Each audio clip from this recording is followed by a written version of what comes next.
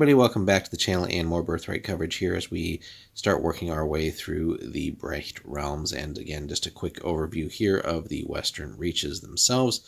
So the first realm founded in the Western Reaches might have been Danegau, but its settlers were not the first Brechts to reach the lands of the Great Bay. Some of the oldest settlements in Brechtür exist in the rocky Western Reaches, and some of the proudest peoples of Brechtür live there.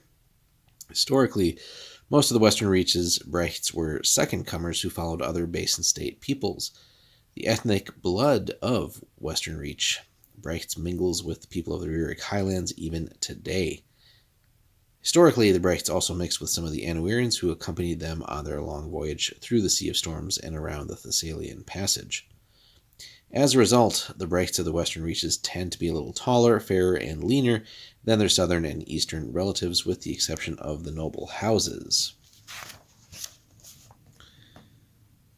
of Danegau. So, the descendants of Wolf Danig continue to epitomize the features of a classical Brecht: dark hair and eyes, pale skin, and a stocky build.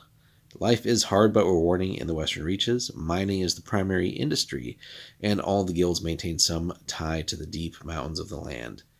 Defense is a major industry as well, as we have the Urgazai goblins threatening to sweep down from the north every few years, and then, of course, the Gorgons' threats have grown increasingly more serious in the recent past.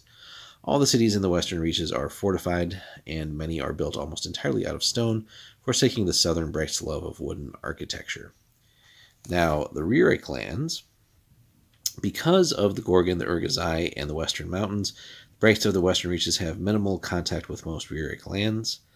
The nomadic Rurik contrast sharply with the Brecht settlers anyway, so little room is left for cultural bonding or conflict.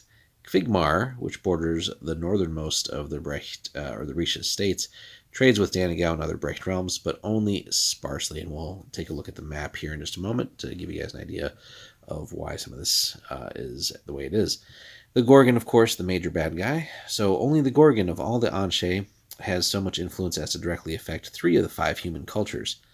His grip can be felt in all of the Western Reaches, and his shadow falls especially long across Wyrek.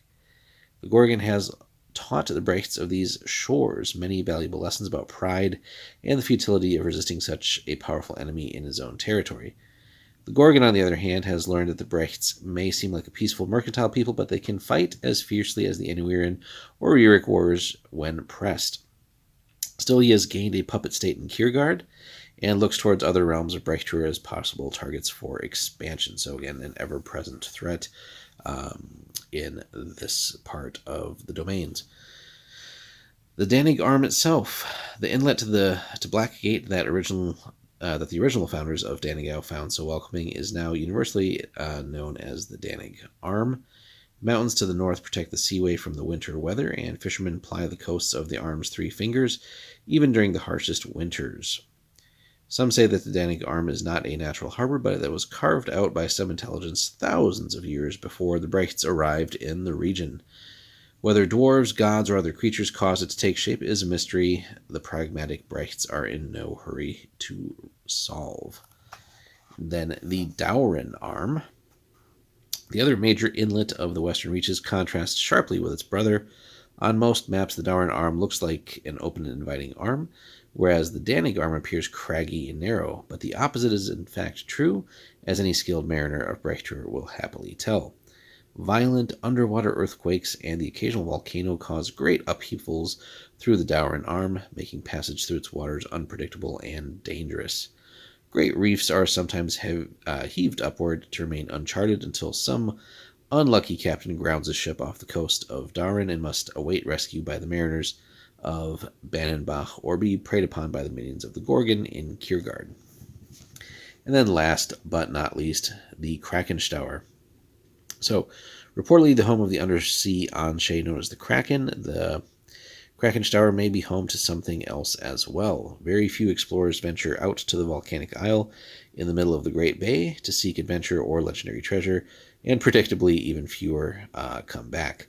Tales of amphibious creatures and dark cults worshipping even darker sea gods highlight most of the survivor stories, while others tell of a barren mountain island with no life on it whatsoever, ripe for adventure. So when we take a look at the map here, First of all, we can see Krakenstauer kind of out in the middle there. So, and then some other islands as we would be approaching the eastern end of the Brecht realms, but that'll be for later.